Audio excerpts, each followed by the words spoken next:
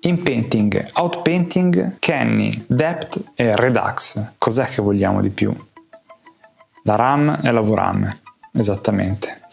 Ciao ragazzi, io sono Dan e bentornati sul canale. Black Forest Lab, la stessa che ci ha regalato Flux 1 sia Dev che Snell, qualche giorno fa ha rilasciato i Flux 1 Tools, che altro non sono dei modelli tipo ControlNet che vi permetteranno di fare delle elaborazioni un pochettino più complesse, ovvero abbiamo il Fill che si occupa di inpainting e outpainting, abbiamo il Canny, il Depth e i loro associati, dopodiché abbiamo il Redux che si occupa di fare un qualcosa che assomiglia un pochettino a IP Adapter, ma che vedremo meglio in dettaglio nella guida. Perciò andiamo a vedere su ConfUI i workflow che vi ho realizzato per sfruttare questi modelli.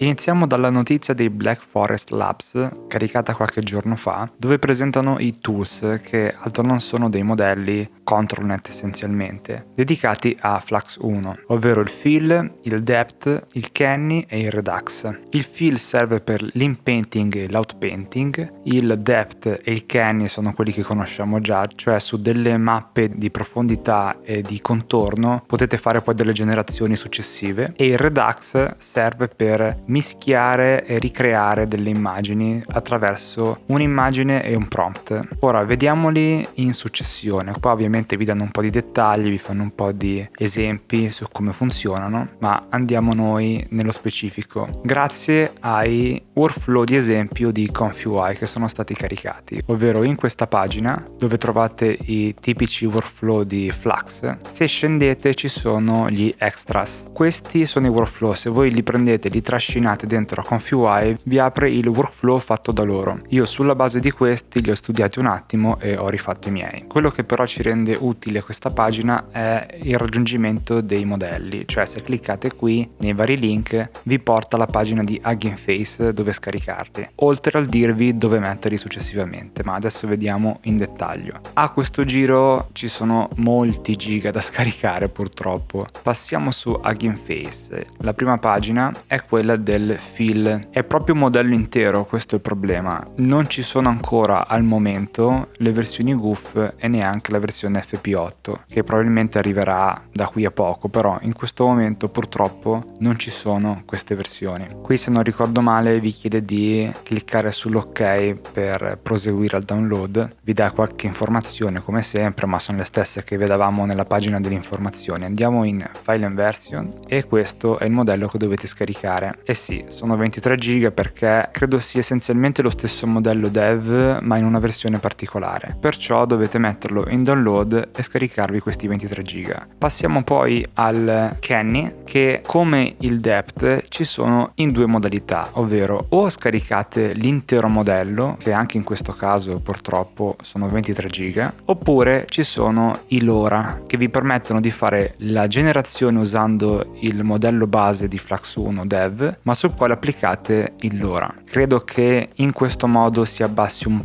po' la qualità del risultato finale, mentre usando il modello intero sia possibile avere la qualità massima dell'applicazione sia del Canny che del Depth. In ogni caso decidete voi, se volete scaricare questo lo scaricate da qui, mettete in download, altrimenti alla pagina dell'ora, che io vi metto comunque sempre tutto in descrizione, andate in File and Version e scaricate il LoRa. Vedete che pesa molto meno questo rispetto al modello intero. Stessa cosa per il Depth, sua pagina, sempre spiegazioni varie, andate in File and Version e qui decidete se scaricare la versione intera da 23 giga oppure il LoRa, sempre File and Version, e qui scaricate la versione da 1 giga. Decidete voi quale scaricare, le ho provate tutte, non danno un brutto risultato i LoRa, ma come dicevo prima penso che il modello intero abbia più informazioni all'interno, suppongo, e una qualità più alta. Per finire abbiamo Redux, che non è un modello grosso come gli altri, infatti se andate in File and Version vedete che occupa molto ma molto meno, e come sempre lo fate partire da qui. Assieme a lui dovete scaricare anche questo, il Siglip Vision. Cliccate qua su download, ma come sempre vi metto i link in descrizione. Fatto questo andiamo su ConfUI. I modelli li state scaricando, ma dove dovete metterli? Allora, una volta finiti dovete mettere in Diffusion Models, io ho fatto una cartellina ma non siete costretti a farla, mettete tutti quelli grossi che avete scaricato, cioè se avete scelto di usare il Kenny e il Depth interi e non in LoRa, li mettete in questa cartella e qui mettete anche il fill. Il Clip Vision che avete scaricato prima va messo qua, vedete? Questo l'ho lasciato con lo stesso nome, mentre il Redux va messo in Style Models. Anche qui ho fatto una cartellina e vedete che c'è il Redux che pesa i suoi 128 mega. Se invece dei modelli interi avete scelto di usare i LoRa, ovviamente vanno in LoRa. Io ho fatto una cartellina sempre nominata Tools in modo da differenziarlo e qua dentro mettete i due LoRa, il Kenny e il Depth. Non ha molto senso averli entrambi, io l'ho fatto per dei test, per farvi vedere come funzionano, se no scegliete le due vie. Sono tanti giga, lo so, sono veramente parecchi, perché se voi scegliete di usare i modelli, come dicevo prima, questa cartella pesa la bellezza di 66 giga.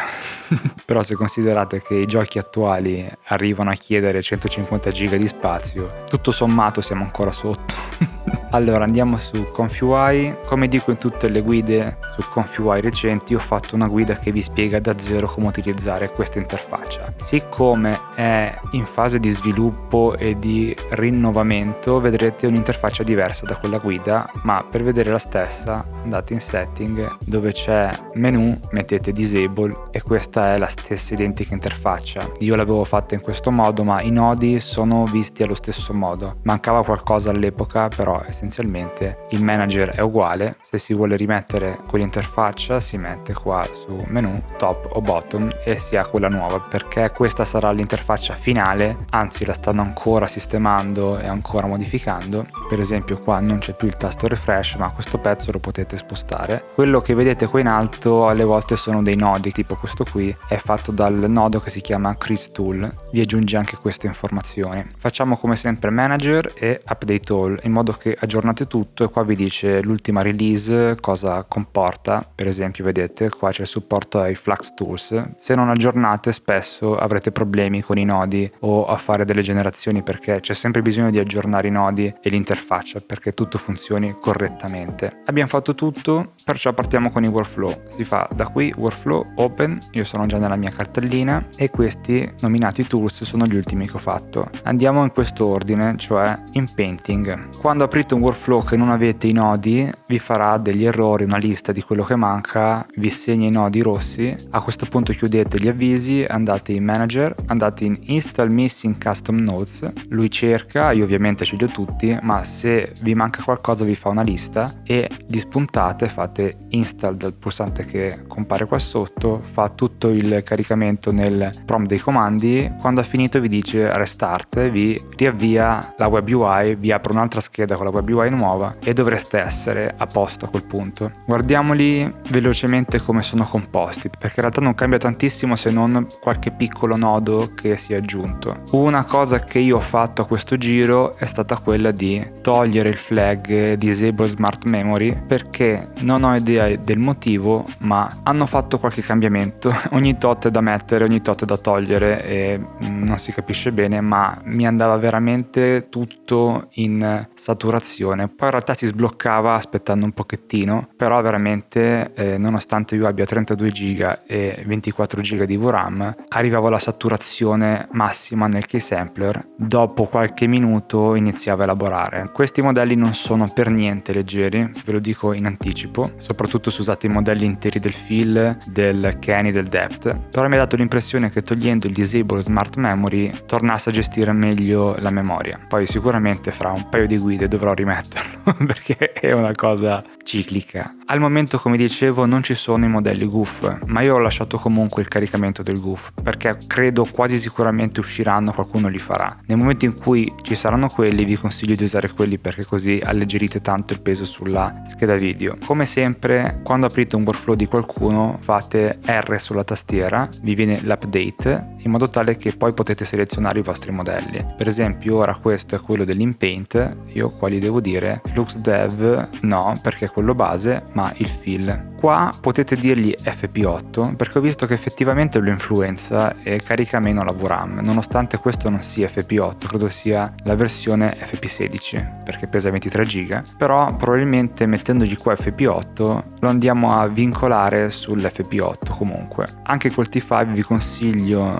nonostante i 32 giga, di mettere Q8 o comunque scendere in base al vostro hardware. Io non pensavo che 32 giga non bastassero più, ma a quanto pare stiamo andando oltre anche i 32 giga in questo momento. Qui sotto dovete impostare ovviamente il VAE. Io ho anche il BF16, però lasciamolo normale. Qui impostate l'immagine, che potete cambiare di impostazioni, ma vi dico partite sempre da un'immagine già sistemata, che vi semplificate le cose. Per esempio facciamo dog. Siccome parliamo di inpainting, dobbiamo dirgli dove deve andare a fare l'inpainting, perciò si fa così: tasto destro e andate in Open in Mask Editor e vi fa questa specie di editing della foto. Qua selezionate la grandezza del brush, qui l'opacità ma solo a livello di interfaccia, non fa una maschera con l'opacità. Dopodiché scegliete come volete il puntatore e il colore a contrasto. Per esempio se faccio nero può diventare bianco, negativo, e per semplificarvi. Purtroppo non c'è un tornare indietro, perciò dovete fare clear e rifarla da capo. Adesso diciamogli di prendere la faccia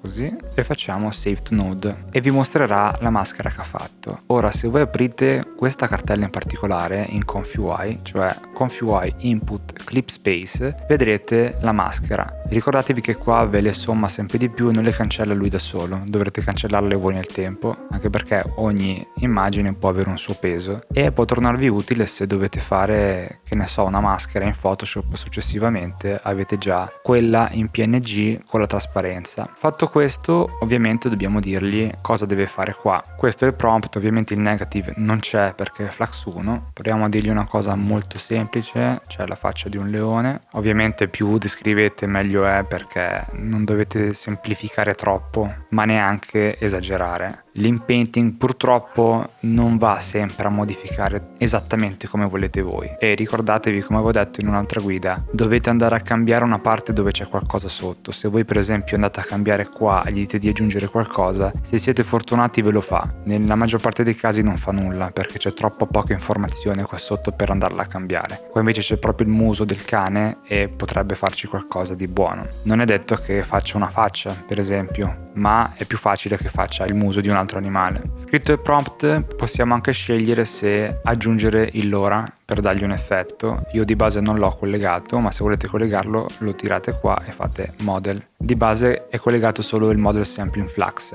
Il flux guidance, come dal loro workflow, è molto alto. Io ho lasciato lo stesso valore perché in questo modo probabilmente aiuta di più. Dopodiché abbiamo il solito keysampler, ma col passaggio nel nodo InPaint Model Conditioning, che prende il positive, il negative, il VAE, l'immagine come gliel'abbiamo passata e la maschera che abbiamo creato, cioè dove dovrà andare a elaborare. Poi fa il by decode e crea l'immagine e tutto quanto. Proviamo a vedere cosa ci combina.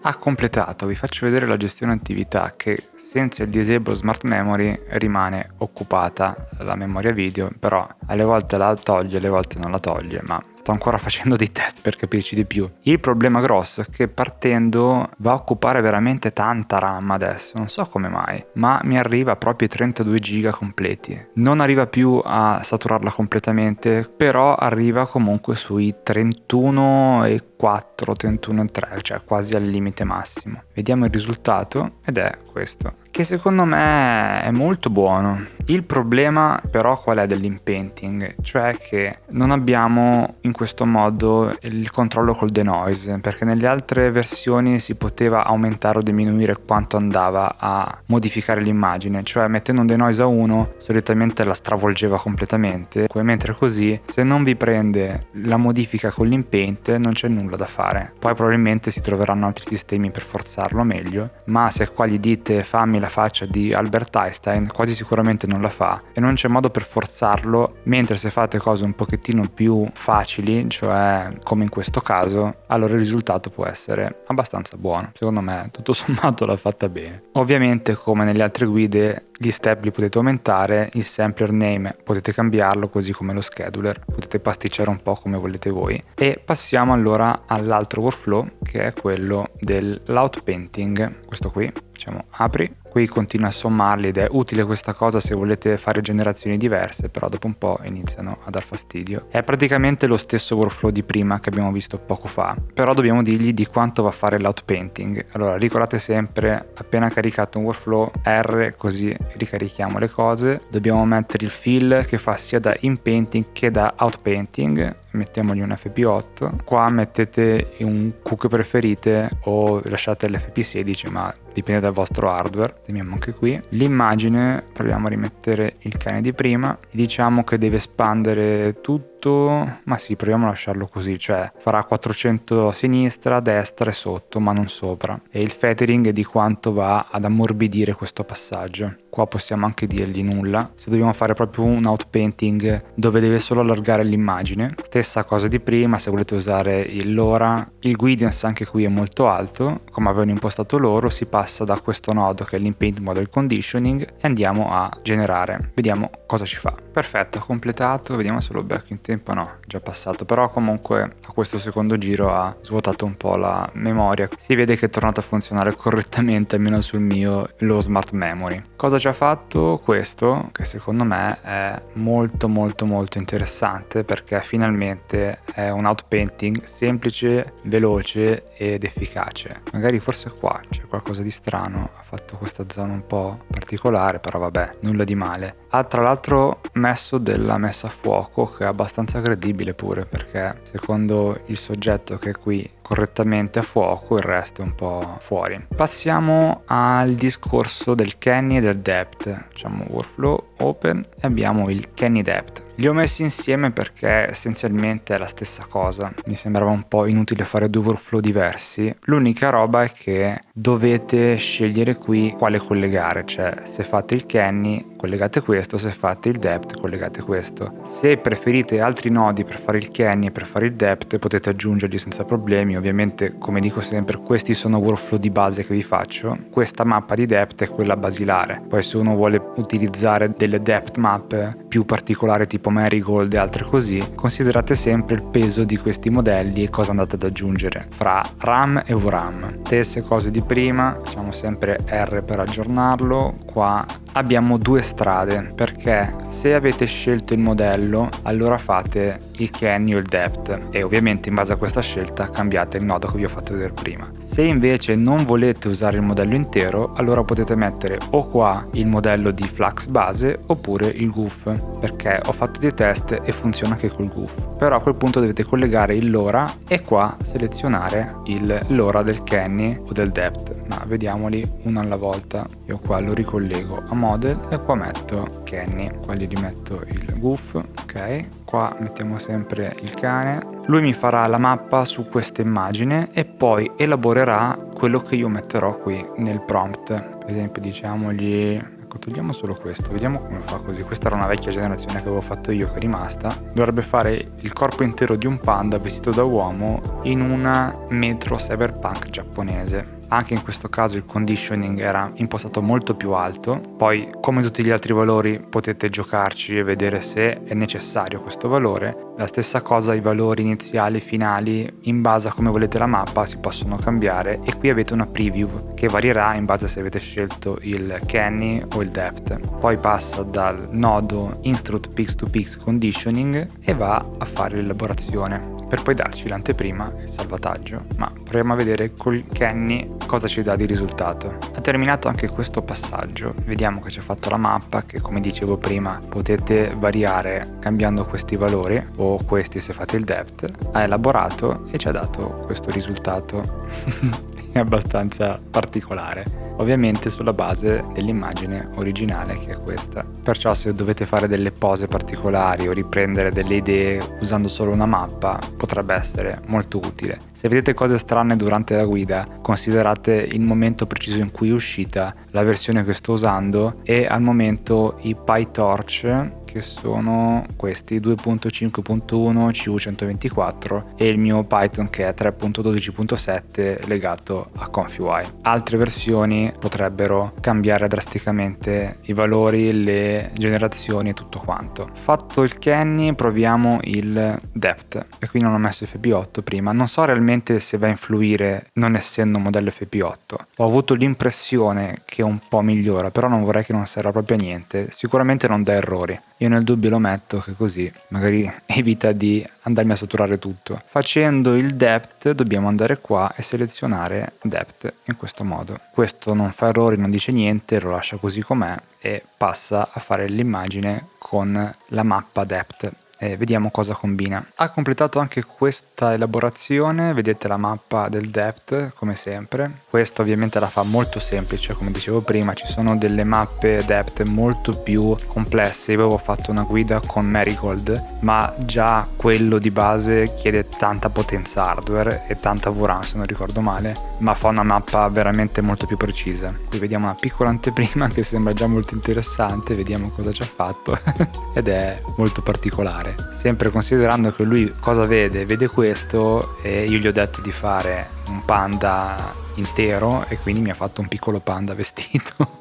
nella metropoli giapponese e può tornare utile e comodo. Non c'è nulla di nuovo rispetto a quello che era già uscito in passato, perché alla fine si poteva già fare qualcosa del genere con ControlNet e Flux. Questi sono i modelli ufficiali, magari pasticciando un po' su si riescono ad avere risultati migliori e io spero arriveranno veramente i modelli GUF, perché così sono veramente tanto pesanti, sia come peso in sé e sia come elaborazione. Come dicevo prima, possiamo fare però tutto questo con i LoRa, perciò possiamo anche usare i GUF perché funzionava senza problemi, lo colleghiamo, oppure se volete caricate il modello base FP8 o FP16. Qua dovete collegarlo, perciò lo collegate in questo modo e dovete settare Kenny o depth. Ovviamente se fate Kenny dovete poi andare qua e rimettere Kenny. Vi farà la stessa identica cosa che abbiamo fatto adesso, ma userà il LoRa. Il vantaggio è che almeno potete usare i GUF e potete usare la versione FP8, che così va a pesare meno su tutta l'elaborazione. Stessa cosa se volete usare il depth, lo selezionate e dopodiché andate qua a cambiare, mettete depth. Adesso non vi faccio vedere ancora l'elaborazione perché è pressoché identica. Quello che può variare un pochettino magari è la qualità finale, forse così si perde un pochettino rispetto a usare il modello vero e proprio da 23 giga completo.